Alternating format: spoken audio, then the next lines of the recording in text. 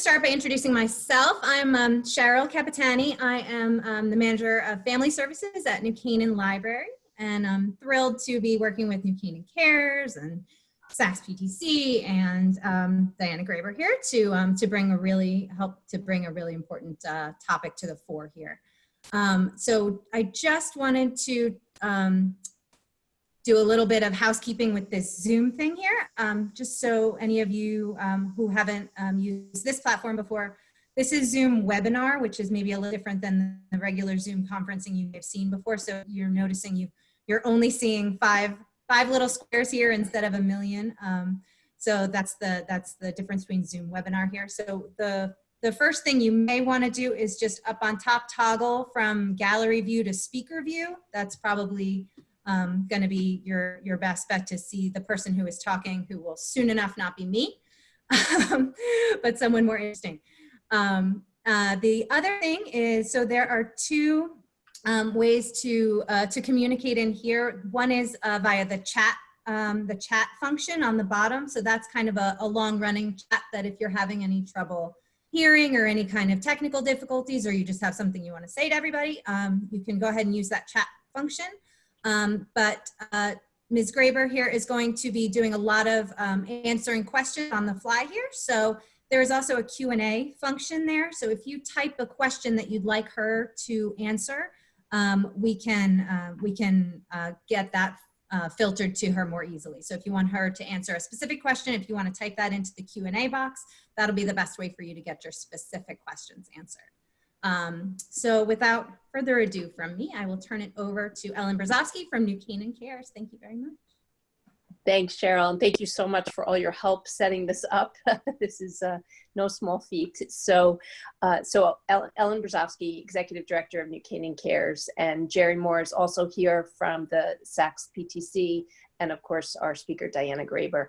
So I just wanted to welcome Diana. I will read her introduction for those who were not at her presentation in February, didn't get a chance to attend, or maybe you saw it online, just to familiarize yourselves a little bit more with Diana.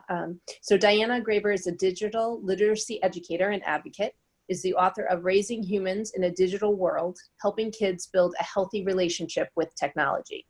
She is the founder of CyberWise, a leading online safety organization, and the creator and founder of CyberCivics, the popular and innovative middle school digital literacy program currently being taught in schools in the US and internationally. So Diana has many awards and qualities that speak to her, but she also travels widely when we're not in lockdown and speaks to parent groups and trains teachers to teach CyberCivics in their own schools.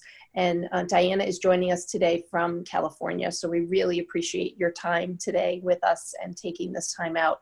We were always going to do a follow-up to our discussion in February, but things have changed since then. So we thought we'd bring you back to actually talk about sort of this new world that we're living in and trying. And in February, you talked to us a lot about trying to balance and finding that balance with social media and technology, and the fact that it's not all bad. You know, that we do need to be cautious. We need to set limits and to know what our children are involved in online, but to also know the benefits of technology. And I think right now we're seeing that more than ever, that there is benefit, and it's the way we're staying connected, for better, for worse.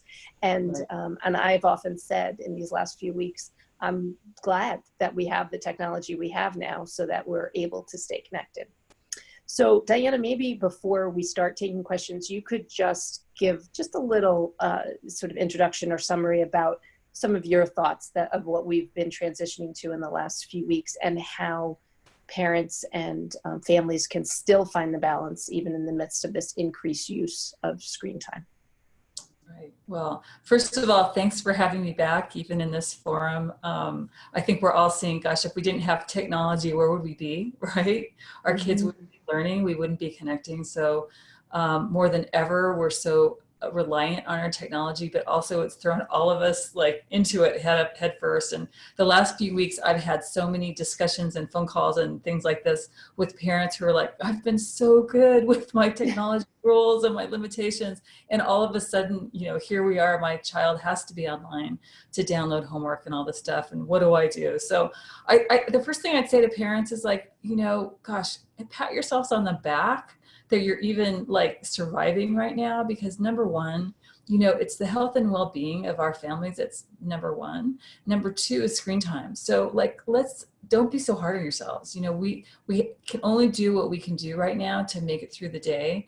And so some of those really strict rules and regulations and screen time age limitations, we're going to have to go easy on. And that's not to say to just throw your kids into that world without a little help, but it's to say maybe go easier on them and yourselves, be curious, take a look at what they're doing, and, you know, do your best. I mean, that's all we can do right now. There's no rule book for the time we're going through right now. So we have to just kind of make the rules as we go along. So hopefully today we can talk about some of the issues that are popping up, and I can share what I've talked to other groups about, what I'm hearing from other experts. And I hope that will help you in the weeks, hopefully not months to come. So. Great. All right, thank you. So we will open it up for questions. Please use that Q&A box to write Diana some questions. There was one question submitted before the event went live, so I'll just ask you to answer that one. It was a parent who said she had children at all different ages, school ages, and she's sort of trying to juggle, you know, how to keep their limits intact, but also honor the fact that they have this e-learning and other modes of communication. So she was saying, should she have a period of time, like from 8 to 2 or whatever it is, that she should lock those phones or screens away? You know, how should she handle it exactly? Wow. And I thought that was a really good question, because she brings up a couple points. This is going to be really different for children depending on their ages. So the number one thing that I'm recommending to families is, at the outset of this thing, have some sort of agreement with each child separately in your home. We make that really easy for families on our CyberWise website, and I can share the links with you later, but we have something called learning hubs, and one of those hubs is called technology agreement. And it's basically a template where families can start. It's not a contract. It's an agreement that you negotiate with each child. And it talks about things like, you know, we will use technology during these hours for these purposes. Here's, you know, watch out for this and da da da.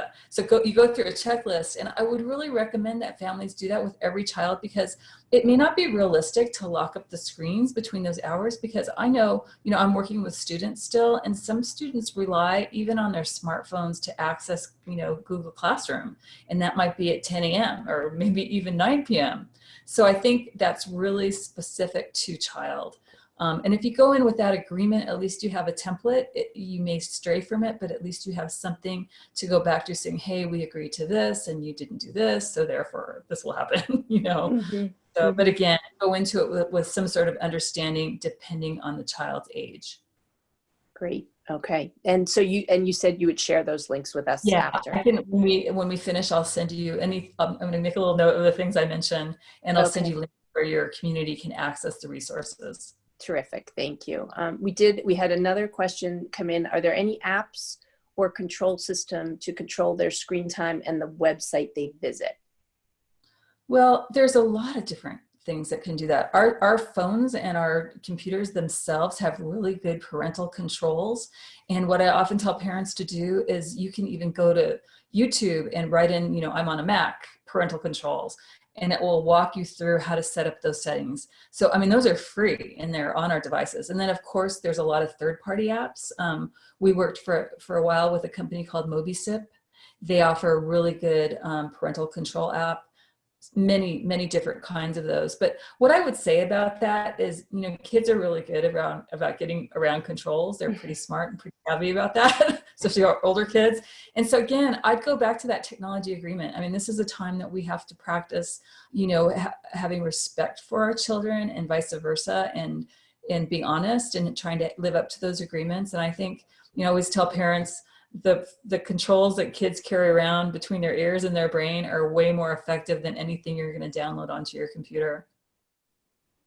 And I think too, in February, you had addressed that question, and you had said too that as kids get older, we have to sort of empower them to have those internal controls as well. You know, obviously you give them some more controls as they demonstrate responsibility with social media and screens.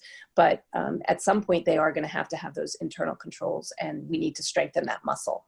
Yeah. And I think, I mean, that's why I'm such a big advocate for education, because especially the older kids, I mean, the reason they want to have those controls is because they start understanding that everything they put online stays online forever, and it contributes to their digital reputation. And I can just give you like a silly example about this is I'm still teaching a 7th grade class, digital literacy. I'm doing it via Zoom, like what we're doing.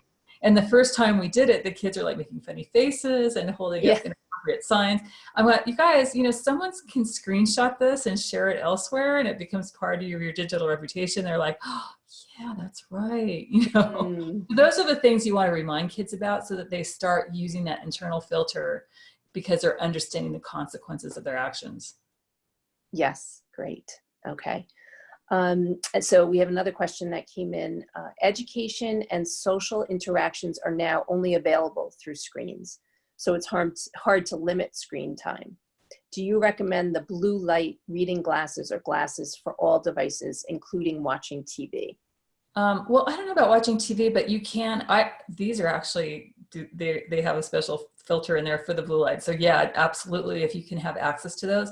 Also, you know, I know we do it on the Mac. You can set it to the nighttime screen time thing where it lightens it up. And I do that sometimes. And I have my kids do it too during the daytime, so it's not so glary. But more than that, you know, we got to walk away from our screens. And I'm finding families telling me that that's becoming easier to do because their kids are burning out. You know, they don't want to stare at a screen or do schoolwork all day. So close up those screens and go outside for a walk or something, go in the backyard. One bright side that I'm seeing, I'm out here in California, and I am amazed when I go outside that I do not see people outdoors staring at their screens anymore. It's crazy. I don't know if you guys have noticed that, but it's really lovely. And so I just think that the more we can encourage that, maybe that'll be a wonderful habit that we take out of this thing. Yeah, that's true. Hopefully it'll be a lesson learned from this time. Yeah, when we go on family walks, my daughter doesn't even bring her phone anymore, and I didn't even have to say anything. She did that on her own, which was incredible. So yeah. So Jerry, I know if you're still there, I know you had sort of a question before we had started and started recording about some of the new things that are out. Well, at least they were new to me. I know, Diana, in February we had talked about sort of the big social media, the TikTok, the Instagram, the Snapchat, but I had never heard of an app called House Party, which enables, 6 or 7 people to chat at once. And I know I have friends who have boys who are big gamers, and there are, instead of just Fortnite, there are other new gaming platforms that are coming out during this time that we've all been under lockdown. So I was wondering, are there any that you could recommend or any sort of suggestions on how to limit that? Because I want her to be social. My daughter needs to be social, but I let her sign up for this without really even investigating it as I would have under normal circumstances. So yeah, well, that's a great question. And I'm actually hearing a lot about House Party because it's the kids' version of Zoom. And it's funny to me because, we hear so much about Zoom bombing, but we have to remember that any of these apps, a bomb or whatever you want to call it, can happen. It's just how an app operates. And so kids are finding these alternatives because they want to connect with their peers. And so House Party is one. Boys are using different games because that's where their peers are, and they're using them to connect. And so on any app, they're all basically, they all have settings, they all have privacy settings. And at the very minimum, maybe go in with your child and read their privacy policy, read their terms of agreement, and learn how to use their settings so that you can protect them as much as possible on that specific app. They're all different, but yet they all have these same attributes. You can do this. And that would be my biggest advice, and I wouldn't worry so much about what the app is. I would be more concerned in just reading what it offers. If it has certain settings that will keep your child safe, definitely use them. And I had a question too, once things do get back to normal, I've kind of let her join more things than I normally would have.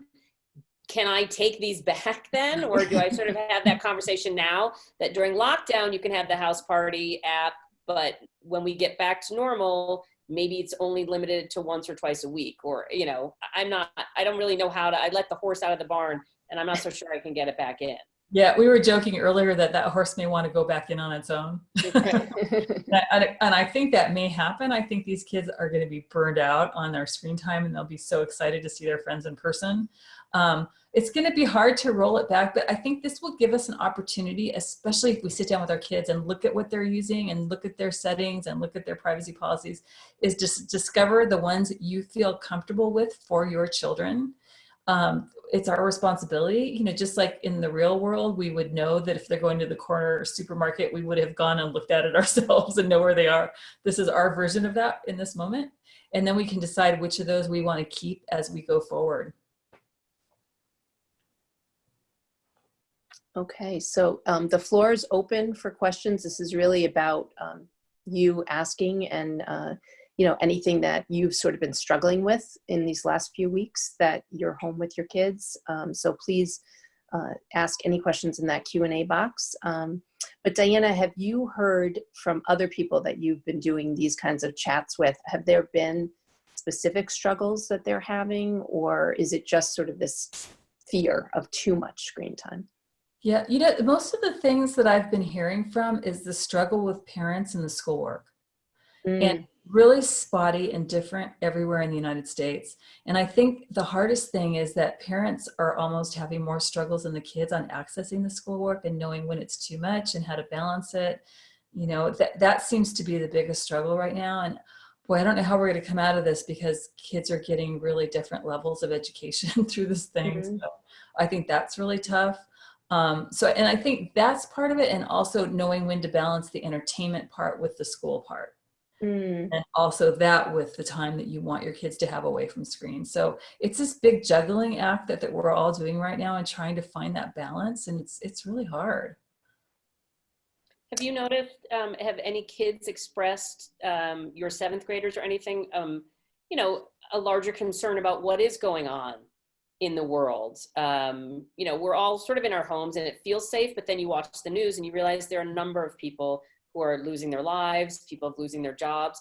You know, is there a way to talk to our kids more about what's happening sort of outside our little bubble inside our own homes? Yeah, I'm so glad that you reminded me about that topic, because that's something else that's come up a lot. You know, we forget sometimes that when our kids are on their devices, they're not just getting homework or entertainment or connecting with their friends, they're getting news. And a lot of the times they're getting this news alone in their bedroom on Snapchat. And this is a really scary, anxiety-ridden time. And I really have a lot of concern for these kids that are accessing current events without the help of a parent filtering it or diffusing it. We know that this generation anyway struggles with more anxiety than we've seen in a really long time. And I'm just so concerned that this is exacerbating it. So that would be a big thing I put out there to parents. Be aware of the news that your kids are getting unfiltered on their devices. Specifically, Snapchat, Instagram deliver a lot of access to news. So, gosh, if you can talk to your children about it, know what they're looking at, help them not have to deal with the stuff on their own. It's a lot for a kid. I mean, I feel it. I can only imagine what it would be like to be 11 and watching people dying in these hospitals and not understanding, you know, getting full context of it. So, and in relation to that, Diana, is there a way to limit sort of the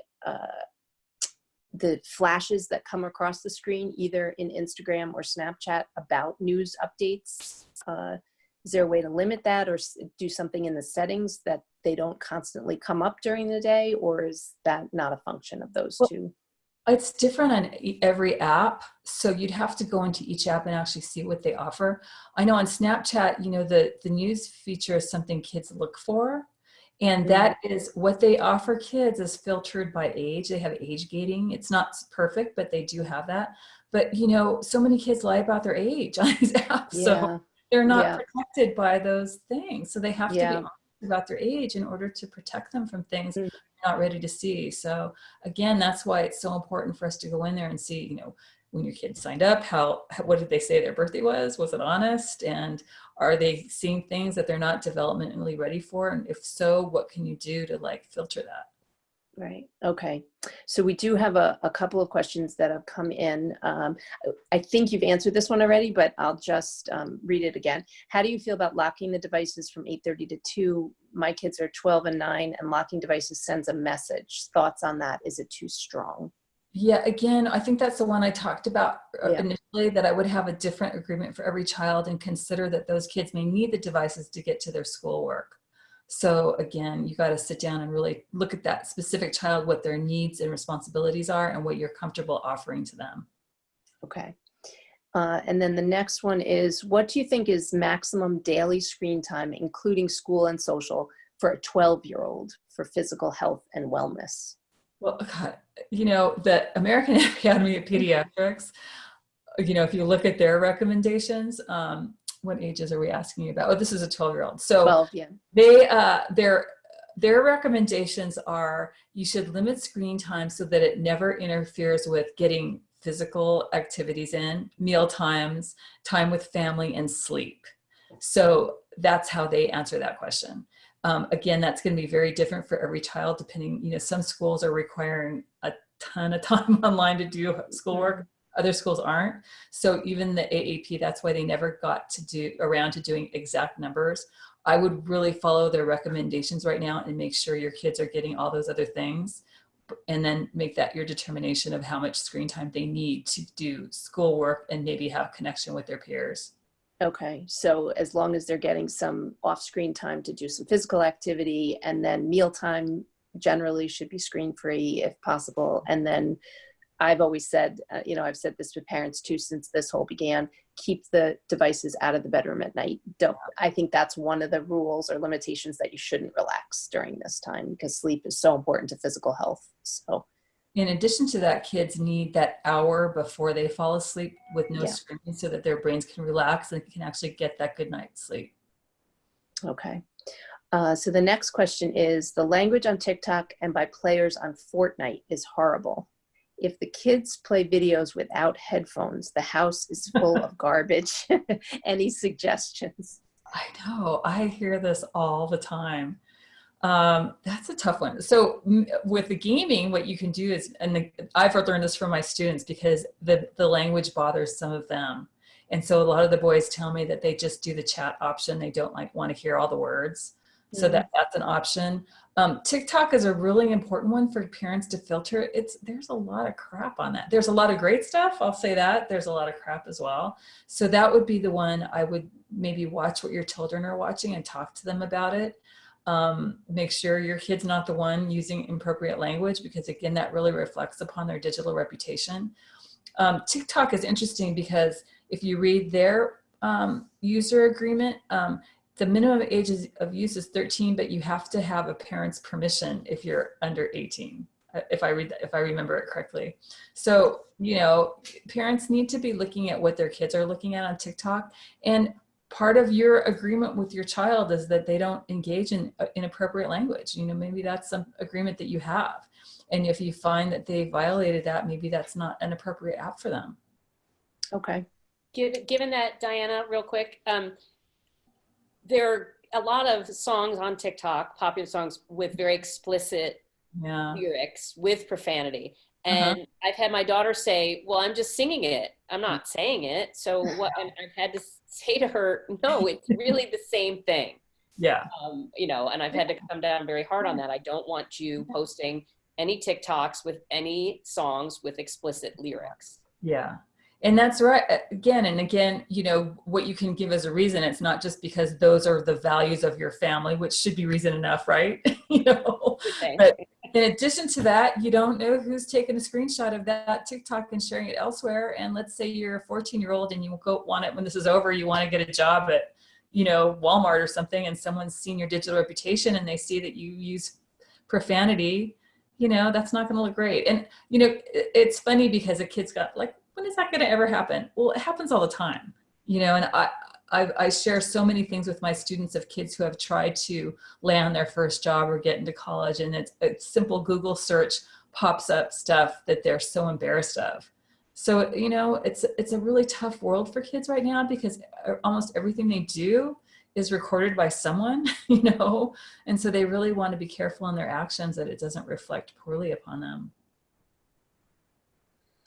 Okay, thank you. The next question is, I'm finding a lot of the schoolwork is even social, doing work with a classmate or FaceTiming while doing schoolwork. It's hard to separate, and given the situation, I hate to take away anything social with friends. Any suggestions? Yeah, I mean, it's funny because one of the ways when I'm teaching kids and also when I do my teacher training is that we think of technology in two ways. We think of it as technology you consume, where you're just like mindlessly, you know, scrolling through your Facebook feed, or technology that you produce or you interact with. And I think this is that second kind, which is actually kind of positive because the kids are doing classwork and socializing at the same time. So I think that you would want to limit that with kids. So I don't know, I find that kind of a wonderful use of technology. Okay, so you would say try to limit the social interaction during the school work time. Well, I would say if they're doing social interaction and it's related to schoolwork, that's pretty awesome, right? Because Okay. What happens in school, you know, you're replicating what's happening in school. So I would say that that's a positive use of technology versus a kid just maybe mindlessly watching TikTok videos for 6 hours. Right. Okay. Hopefully nobody does that for 6 hours, but you know what I mean. Hopefully, yeah. All right. And I just posted the link to the cyberwise.org in the chat section, Okay. so that people have that. Is that where they would find the checklist that the agreements? So on the cyberwise.org site at the top there, we have a section called Learning Hubs. They're actually great. We have a learning hub on almost every topic. And there's one, if you scroll down, it's either called Tech Agreement or Technology Agreement. Okay, so it's in the Learning Hub. Download, yeah. Okay, so I'll just add that to the chat too. So please continue to submit your questions if you have any, because let's see. Okay, so you said Learning Hubs. All right, anything else, Diana, that you'd like to just impart or share?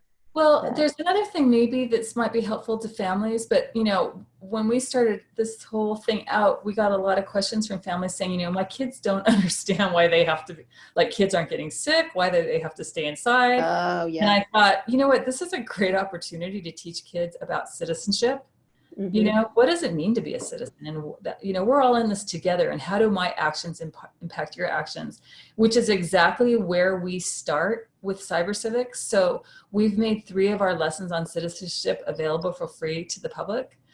They can also be found on our website, and I think it's in if they go to the very top, there's an orange bar that has the special resources that we're offering during this time. They're really great activities for families to do together. They're super fun, but they will really help children understand what it means to be a citizen, which is what you want them to start with before you teach them how to be a good digital citizen, because citizenship is the concept that we have not articulated well to kids on why that's important online. And so we give you 3 lessons in order to do that. The other thing that you'll find on our website is we have a really good hub right now of resources full of free learning and teaching resources for parents and kids. And I am just so heartwarmed by all the companies that are giving away free products and services right now. So we've gathered up what we think are some of the best, and that's also on our website. Oh, great. Okay, thank you. So someone had originally posted that they didn't see the link in the chat, but I think it's now, I think everybody can see it. So it should be in the chat section of this right now that we have. And it's cyberwise.org, and then it's under the Learning Hubs. And then you also talked about that orange bar on top, the COVID-19 hub, for more resources and information, which is terrific. Yeah, it's pretty amazing. There's so much free stuff right now. There's no shortage of fun learning activities for kids online right now. Yeah, great. Okay. All right. Any other questions before we wrap up?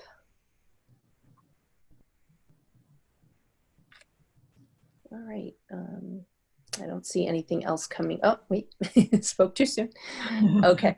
I am trying to encourage my 12-year-old to interact and initiate more with friends, but she is more introverted. Any advice on how much to push her to encourage more with friends, to engage more with friends? You know, that's a tough one because you have to respect how your child is innately. Sometimes what I find with those kids that are more introverts, sometimes they'll go on these apps and they'll be what we call lurkers, where they're actually watching what their friends are doing, but they may feel more shy or hesitant about diving in on their own. So I would say with a child like that, maybe, you know, start a conversation about what they're using and take a look at what they're doing. And, you know, I wouldn't push them to interact if they're not comfortable. Let them find their way there, because again, everyone uses technology differently, and it kind of aligns with how we are in real life, right? Because that's the whole idea here, is we want our kids to be the same human they are in the offline world and the online world, and every child is different. Okay. Yeah, and I think unless you see that it's creating a huge problem for them, you know, interfering with their functioning, or, you know, interfering with them getting schoolwork done, or, you know, this lack of interaction, then maybe it is just their personality, and it'll take them a little while to get more into the use of some of these platforms. Yeah, I would think a lot of parents would read that and say, I wish my kid was more like that. Right. Right. The grass is always greener, right? Right. Yeah. Yes. All right. Any other questions or concerns that you want to bring to Diana before we close up? Or all right. Well, I really want to thank you, Diana, for taking the time, for joining us from California. That we have a lot of people saying thank you. So I know that they got something out of this. I know it's difficult to navigate. I mean, it's just uncharted territory for all of us. And I think, you know, we're just all doing the best we can. And I sort of remind parents all the time that we have to be gentle with ourselves. You know, this is not anything that we've ever experienced before. And it's sort of not the time to be so hard on yourself as a parent, and just really try to do the best you can, and keep the lines of communication, like you said, open with your kids, and really talk to them about what they're seeing and doing online. I think that's the best thing to do right now. Absolutely. And it's exhausting for all of us.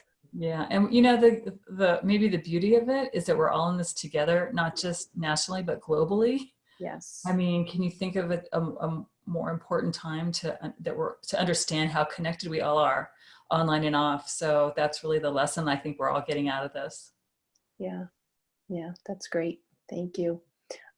Jerry or Cheryl, did you want to say anything else in closing before we wrap up? No, I just wanted to thank Diana again for agreeing to do this follow-up for the New Canaan community. I think it's just been wonderful.